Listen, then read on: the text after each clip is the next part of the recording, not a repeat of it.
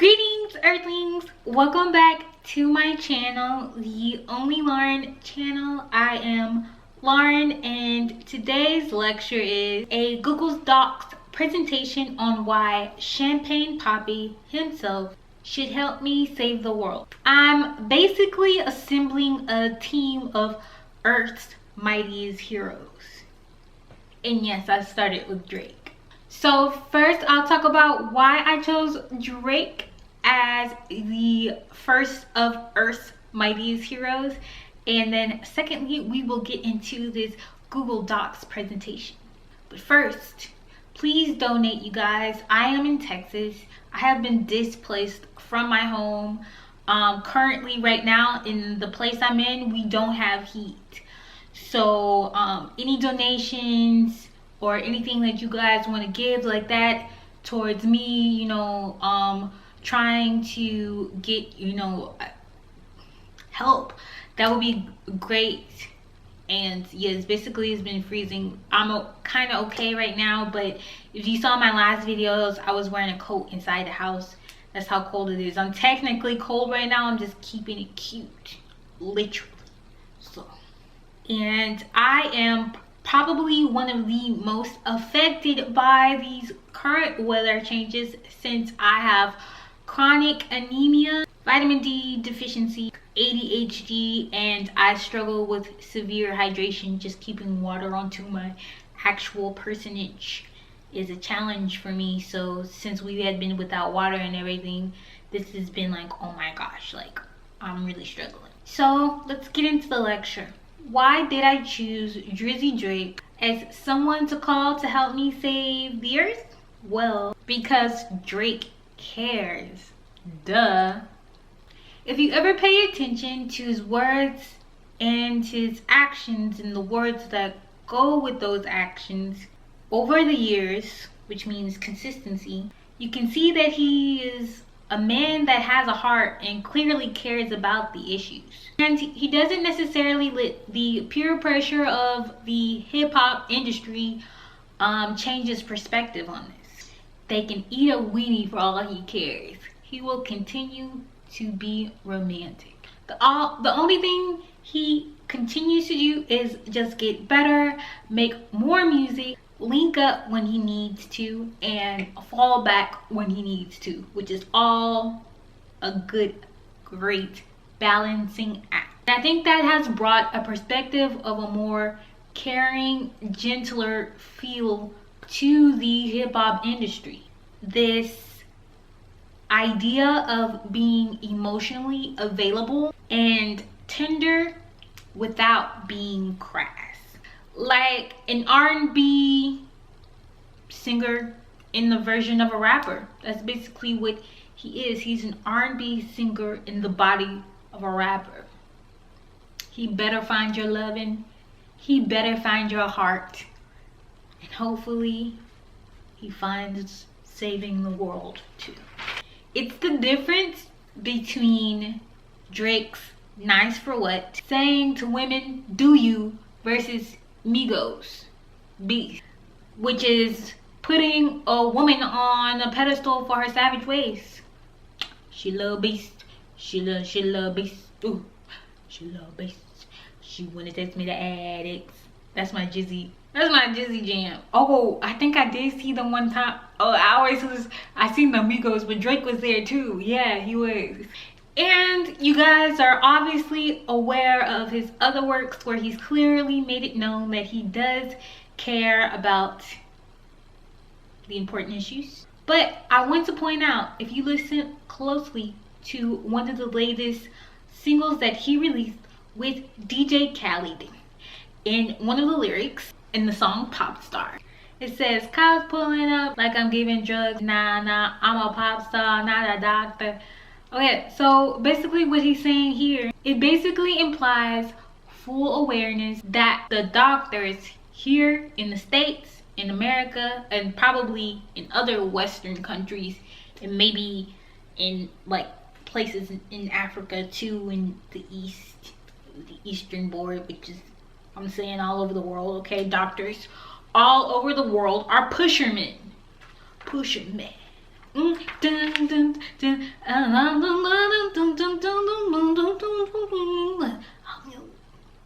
am I singing Superfly or Push Me? I'm your pushing man. Let's be real here.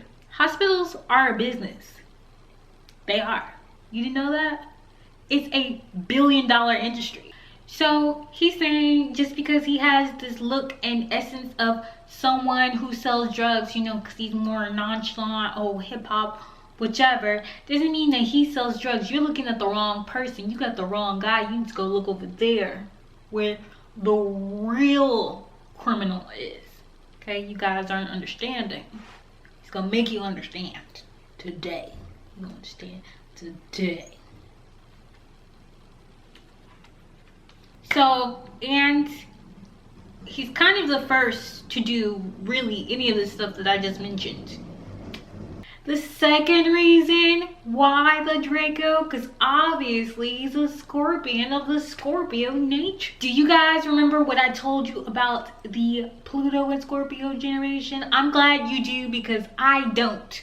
Just kidding, I mostly remember what I'm saying. I basically said that the Pluto and Scorpio generation are the 144,000 that the Bible is basically speaking on when they talk about there is a great crowd or choir that's singing. But actually, if you pay attention to it, there were more than. But if you calculate the amount per, I did the calculations. If you calculate the amount per person of each person in the Pluto and Scorpio generation, there is exactly 144,000. This is why the Pluto and Scorpio generation is like the chosen ones or whatever. But so like the Scorpio motto is I will, meaning they have the ability to inflict their will upon others, which means they just have the stamina, which means they care more than anybody else. Because like for me, even though Aquarius is a power sign, I just don't be caring, like not for an individual. Like I don't have, I'm not interested in trying to get you to do what I'm trying to do like that. Like I have to use a lot of shock to unfree people from their shackles. And that's something I do. And also apparently I'm so feminine that I can't do it on my own. And I actually have to ask for help because space is like a womb. And Cancer and Virgo are also very feminine, so boom. Scorpio along with Capricorn are supposed to be the most powerful signs, which is why I like to prefer the Capricorn stellium generation in relation to the Pluto and Capricorn. Pluto and Scorpio generation. And Cap, I think is the reason why they say it's more powerful, or is the most powerful, is because it uses its own self plus other people for its volition to get its work done. So basically, we're saying that to say, let's look up the etymology of the word will. Will I am. Started getting I am.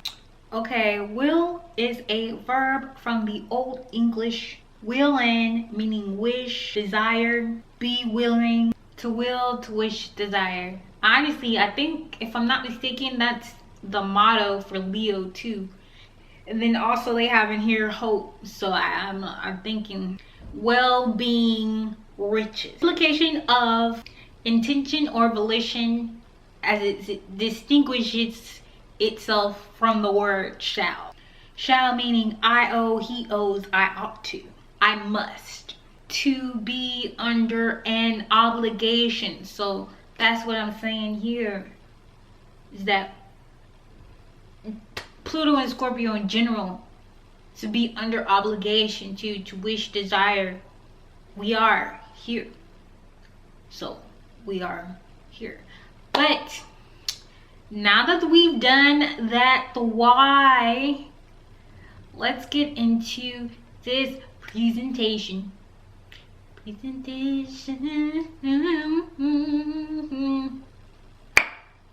Okay, it says saving the world with Aubrey Graham.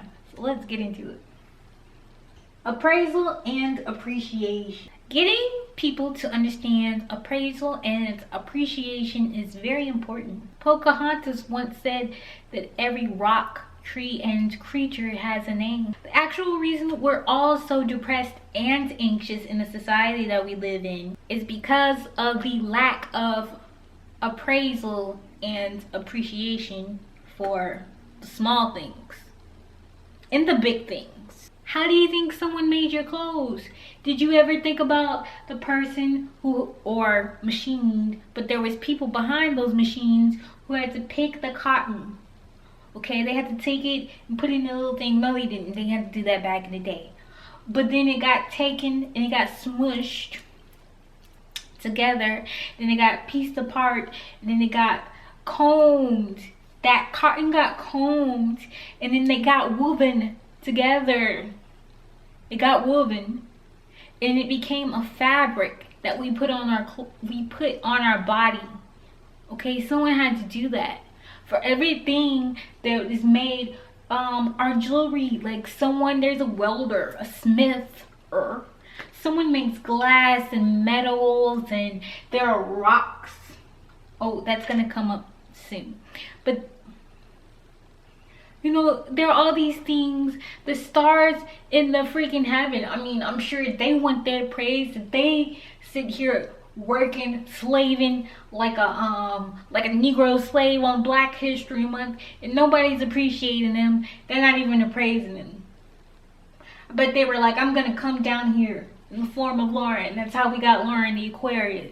Boom. Don't be a hard rock when you really are a gem. Now, I'm Lauren. This is a quote from Lauryn Hill. Okay, so you know, I don't want to knock y'all shine or anything like that. But listen. When you guys follow this blindly, it means you guys don't understand anything about rocks at all. Someone said gems are valued, gems are sacred, gems are secured, gems are protected, hard rocks are dirty, hard rocks are stepped on, hard rocks sat on. I've seen hard rocks being kicked. Hard rocks have no value. Stop being hard rocks.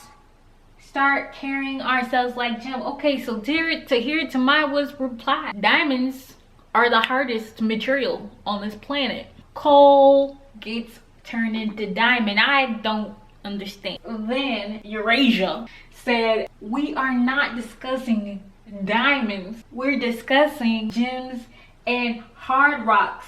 We aren't discussing how diamonds are made. We're talking hard rocks that have no values. Best wishes. Then the people said, no need to dismantle the metaphor. We get her point.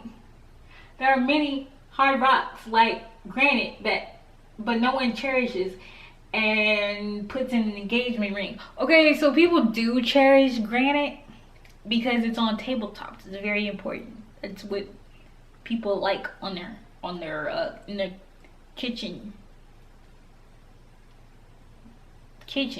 Okay, so this is what I said. Why are you calling it a hard rock when they're hard in nature? Why are you doing that? Okay, look, listen. And here I said I'm really out here defending rocks on the net. Why? Because rocks lives matter. Rocks lives matter. Did you know that? They do. Like I said before, Pocahontas said every rock, tree, and creature has a life, spirit, and a name. It wasn't hyperbolic. This is true.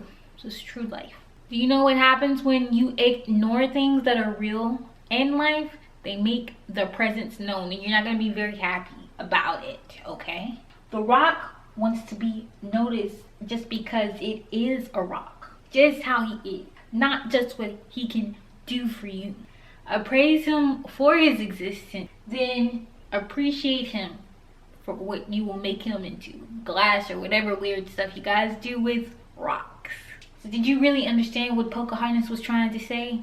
Did you? Did you guys? Or did you guys just like her long hair? In her songs? In her outfits? Pay attention. Stay woke. You think I'm an ignorant savage. You've been so many places. I guess it must be so. But still I cannot see how the savage one is me. How could there be so much that you don't know? You don't know.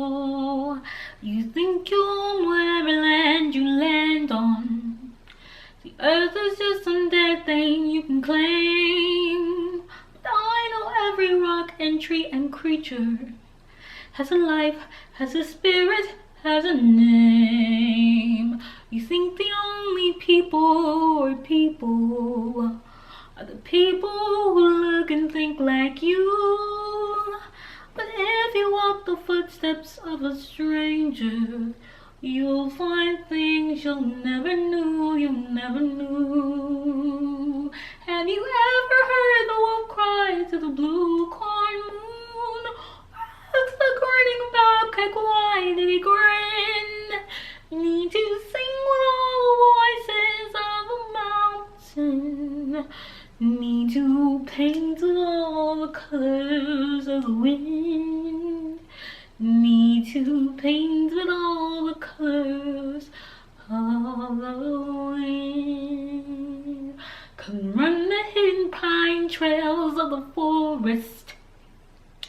Come taste the sun-sweet berries of the earth. Come roll in all the ridges all around you. And for once, never wonder what they're worth. The rainstorm and the river are my brothers. The otter and the heron are my friend. And we are all connected to each other in a circle, in the hoop that never ends. How high does a sycamore grow? If you cut it down, then you'll never know. And you'll never hear the wolf cry to the blue corn moon, or whether we are black or copper skinned. Need to sing with all the voices on the mountain. Need to paint with all the colors of the wind. You can only earth and still all you own is earth until you can paint all the colors of the wind.